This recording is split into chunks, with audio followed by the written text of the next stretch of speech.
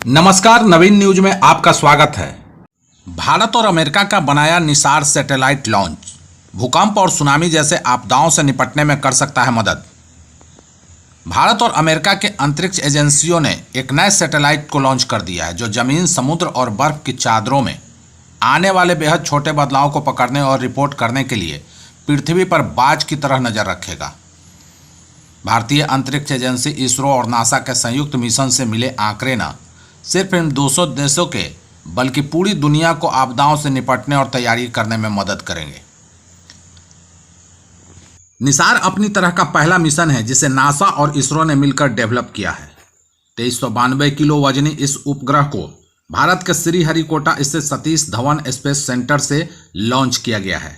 गौरतलब है कि निसार मिशन एक्सिम 4 मिशन के तुरंत बाद लॉन्च हो रहा है, जिससे पहली बार कोई भारतीय अंतरिक्ष यात्री अंतर्राष्ट्रीय अंतरिक्ष स्टेशन गया था। इसरो के चेयरमैन डॉक्टर वी नारायणन ने बताया कि निसार मिशन को GSLV-S16 रॉकेट के जरिए लॉन्च किया गया। ये सैटेलाइट पूरी पृथ्वी का मैप तैयार करेगा और पृथ्वी में हो रहे जियोग्राफिकल बदलावों को लगातार हर 12 दिन में 2 बार रिकॉर्ड करेगा। इनमें धरती पर जमी बर्फ से लेकर उसके जमीनी हिस्से, इकोसिस्टम में बदलाव, समंदर के जलस्तर में बदलाव और ग्राउंड वाटर लेवल से जुड़े आंकड़े जमा करना शामिल है। यह एक लो अर्थ ऑर्बिट सैटेलाइट है और इसे पृथ्वी से 747 किलोमीटर की ऊंचाई पर स्थापित किया जाएगा। यह डुअल रडार वाला पहला अर्थ ऑब्जर्विंग सैटेलाइट है, यानी यह 2 अलग अलग रडार से पृथ्वी को देखेगा। इसमें L बैंड और S बैंड फ्रीक्वेंसी वाले 2 रडार लगे हैं। इन अलग अलग फ्रीक्वेंसी वाले रडार के जरिए पृथ्वी के मूवमेंट को देखा जाएगा, साथ ही पृथ्वी की हाई रेजोल्यूशन वाली तस्वीरें भी ली जाएगी।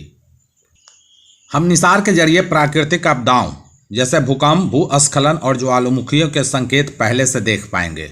हम जमीन के धंसने और उसमें गड़बड़ियों, ग्रीनलैंड और अंटार्कटिका में ग्लेशियरों और बर्फ की चादरों के पिघलने और जंगलों में आग लगने के मामले को देख पाएंगे। उन्होंने कहा, हम खेती और इमारतों, पुलों जैसे ढांचों के बनने से होने वाले जमीन के बदलाव का भी पता लगा पाएंगे। सैटेलाइट को पूरी तरह से तैनात होने में 90 दिन लगेंगे और सभी प्रणालियों के परीक्षण पूरे होने के बाद यह डेटा इकट्ठा करना शुरू करेगा। निसार न केवल अमेरिका और भारत को जानकारी देगा बल्कि दुनिया भर में रिसर्च से जुड़े लोग इसके जरिए पृथ्वी की सतह पर होने वाले छोटे से छोटे बदलाव के बारे में जानकारी हासिल कर सकेंगे।